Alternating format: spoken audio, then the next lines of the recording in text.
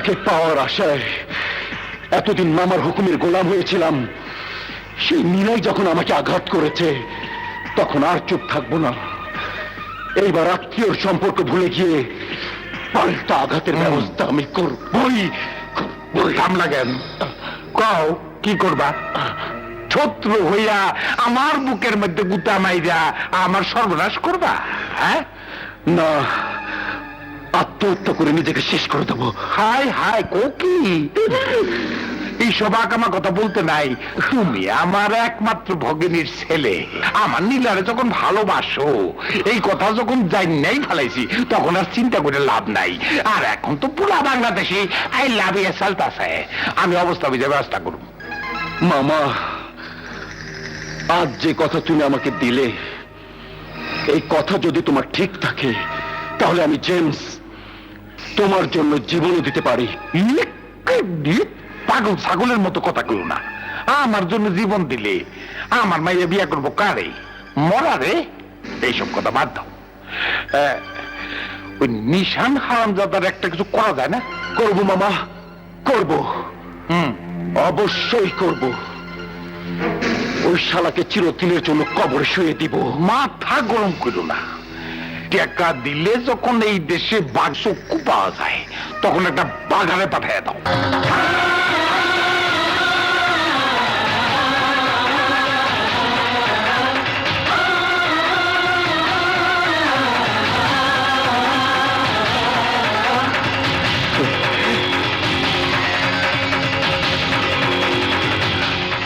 আসসালামু আলাইকুম। ওয়ালাইকুম আসসালাম। বাবা নিশান, আপনি আমাদের চোখের মণি, আমাদের মনিব, সম্মানী ব্যক্তি। আমরা সবাই আপনার সেবক মাত্র। আপনি বিজয়নগর গ্রামের চৌধুরীর সন্তান। কেন? বলবো, সব ঘটনা আজ খুলে বলবো।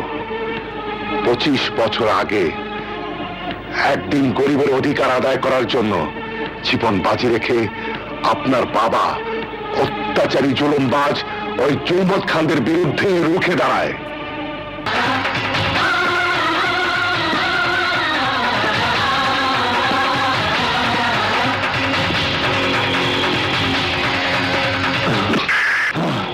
ওই সাবধান, ওই সাবধান, এই সাবধান, সাবধান, সাবধান করে দিচ্ছি সবাইকে।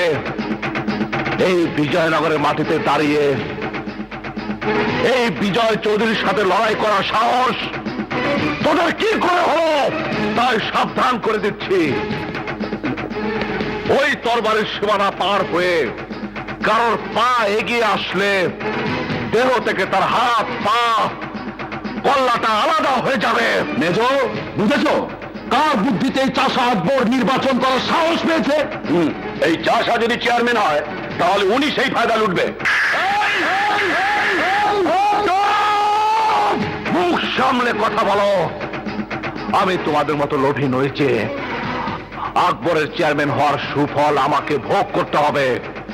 আল্লাহর রহমতে আমার বাপ দাদা যে রেখে গেছে, তার চেয়ে বেশি কিছু আমি চাই না। কিন্তু আমি বেঁচে থাকতে জুলুম অত্যাচার করে এই গরিবের হক তোমরা কেড়ে নিতে পারবে না। ভাইজান, ভুলে যাবেন না, আমি আপনার ভগ্নিপতি। আমাদের বিরোধিতা করা আপনার উচিত হবে না। না, আমার সাথে অন্যায় করে ক্ষমা পেতে পারো, কিন্তু খেটে খাওয়া অসহায় গরিব মানুষগুলোর উপর কোনো জুলুম আমি বরদাস্ত করব না। এরা অসহায় আর গরিব হলে আমাদের বিরুদ্ধে নির্বাচন করার সাহস কি করে পায়? এই চুপ!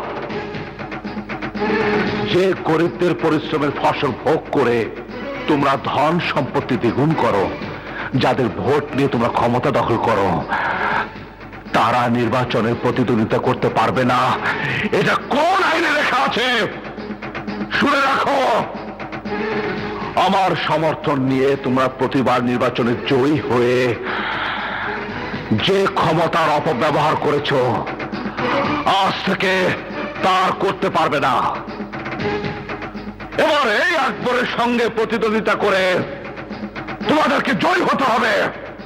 ভাবি যান, টিএনএর অফিস থেকে আমার নমিনেশন পেপার নিয়ে আসুন। ওই!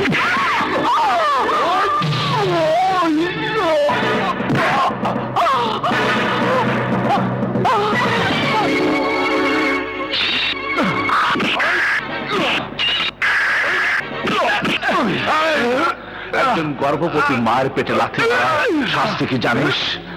মৃত্যুদণ্ড। কিন্তু আমি তোকে সেই শাস্তিতে মারবো না, জিন্দা লাশ বানিয়ে বাঁচিয়ে রাখবো।